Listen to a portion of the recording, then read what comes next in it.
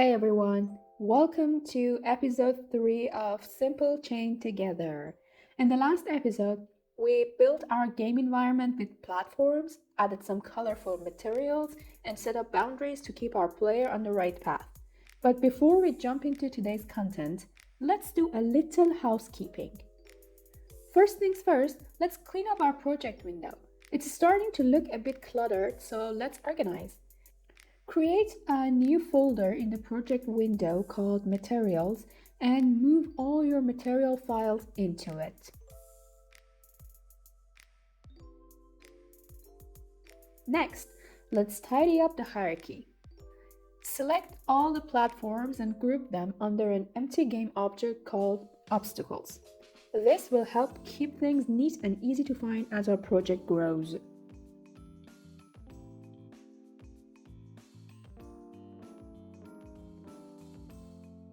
Oh, and one more thing. I realized that our invisible material for the boundary walls wasn't quite as invisible as we wanted it to be. To adjust that, select the material and in the inspector, lower the smoothness value.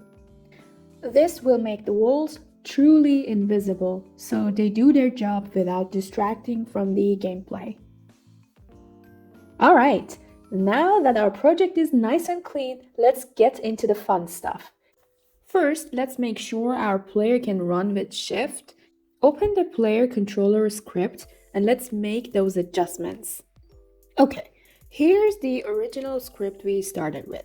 Let's declare some variables at the top of our script. These variables will control how fast our player moves, how high they can jump, and whether they are on the ground or not.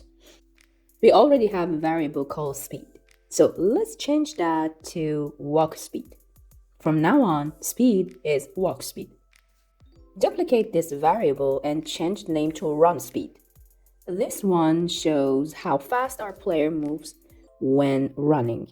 And then we have the jump force. Jump force remains the same. Also, we still need a rigid body RB, and also the boolean is grounded. Now let's move on to the start method. This line stays the same. As mentioned in previous video, we're telling Unity to grab the rigid body component from our player so we can use it to move and jump. These two lines, they also remain the same. We use these two lines to detect if the player is pressing the WAS or D keys. Now we need to detect whether the player is running or not. Let's write a boolean. Call this one is running. If the player is holding down the shift key, is running will be true, and we can use that to make the player run. Next, we need to calculate the direction the player should move based on the camera's orientation. This will allow the player to move in the direction the camera is facing. In this section, move direction is calculated using the camera's forward and right vectors. This means that when the player presses W, they move in the direction the camera is pointing. Setting move direction.y to 0 keeps the player's movement flat on the ground. Now, let's set the speed based on whether the player is running or walking and then move the player using the rigid body. Here's how it works. Speed is determined based on whether the player is running or walking. This line here uses a ternary operator, which is a concise way to perform an if-else decision in a single line. This operator checks its running condition and returns one of two values depending on whether the condition is true or false. Here's how it works. What is the condition? Is running is checked. So, if true, run speed is assigned to speed. If false, walk speed is assigned to speed. The same logic could be written using an if-else statement, like this. I just used the ternary operator because it is a shortened way to write an if-else statement for assigning a value based on a condition. Let me know if we should do a video about ternary operator. I don't know. Let me know in the comments. Okay, let's continue. We normalize the movement vector to ensure consistent speed. Finally, we use rb.movePosition to move the player. Transform direction movement ensures the movement is applied relative to the player's current orientation. And time.delta time makes sure the movement is smooth and frame rate independent. This part, the jumping part, also remains the same. It works fine. And the same thing for uncollision stay and uncollision exit. These two remain the same. So, it's done. Remember, it's always a good thing to update your script. So, be open to that. If something is not good or is not working, you should be able to update it. Okay, let's save this script. Go back to Unity. Let's press play and see how it works. Nice. Everything works fine. So let's move on to the next step. Create a new script. Call this camera controller. We are going to use this script to make sure our camera smoothly follows the player. We'll use a third-person perspective, which is great for platformers and adventure games. This script will enable the player to look around using the mouse while keeping the player centered on the screen. Let's get started. First, let's set up some variables at the top of our script. These variables will control how the camera behaves, such as how far it stays from the player and how sensitive the camera is to mouse movements. First variable is player. This is a reference to the player's position, so the camera knows where to follow. Second one is offset. This defines the initial distance between the player and the camera. Next is mouse sensitivity. This controls how sensitive the camera's rotation is to mouse movement. Next one is distance from player. This sets how far the camera should stay from the player, which is key for maintaining the right perspective. And the last two are current yaw and current pitch. These track the camera's rotation angles around the player, allowing for smooth and natural camera movement.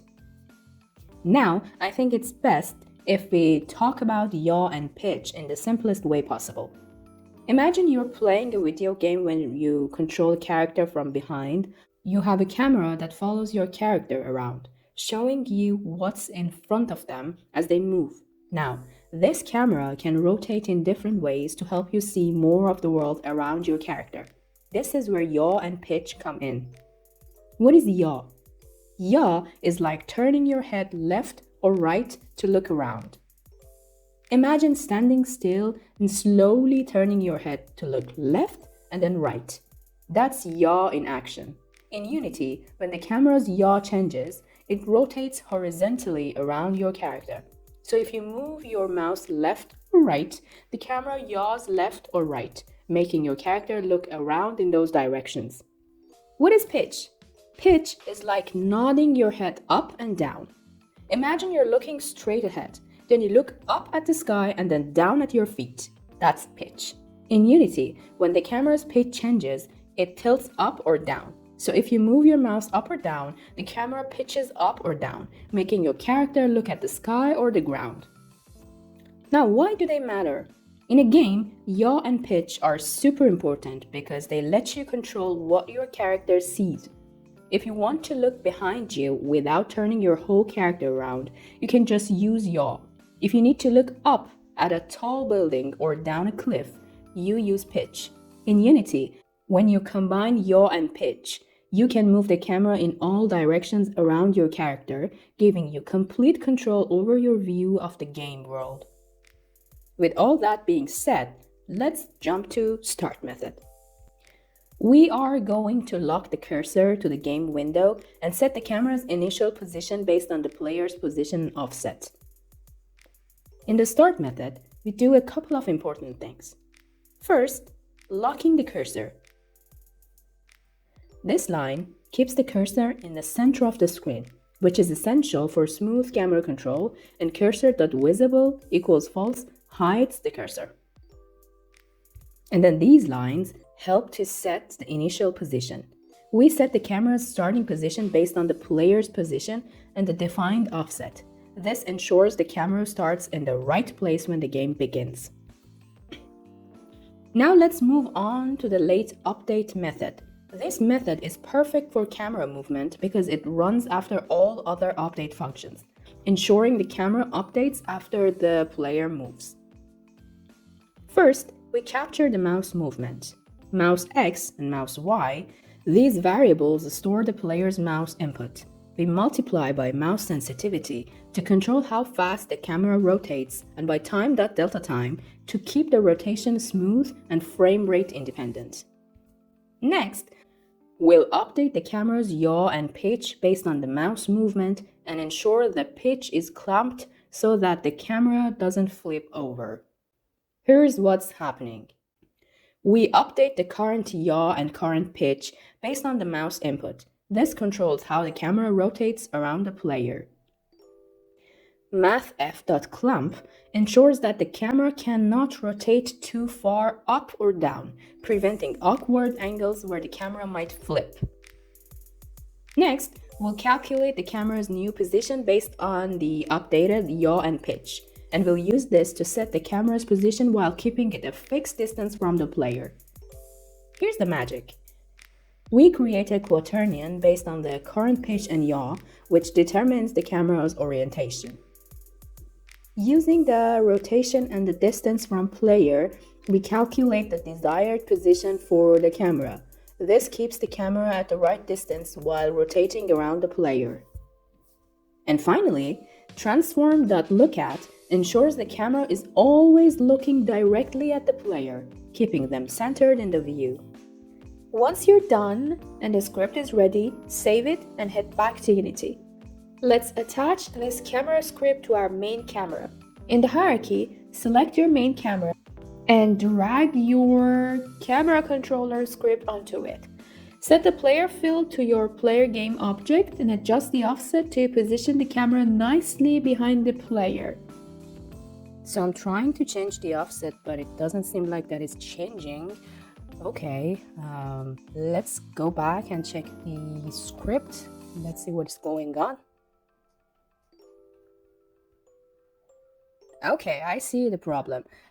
Here I put the offset in start method, but I think it's best if I use offset here, right here, in desired position.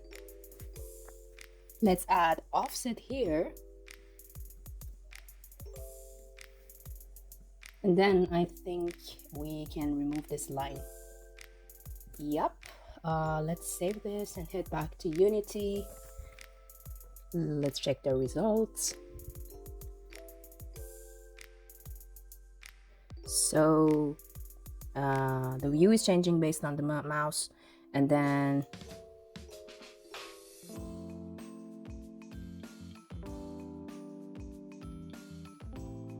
yes, the offset, yeah, I can change it. It is fixed now. So let's find the perfect angle. I think this is a nice angle, but feel free to play with it and then get your angle. And let's play.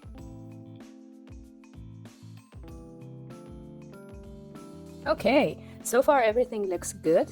I think we have still issues with jumping to be smoother and other stuff which we will cover in the coming episodes for sure. But for now, I think what we did is awesome.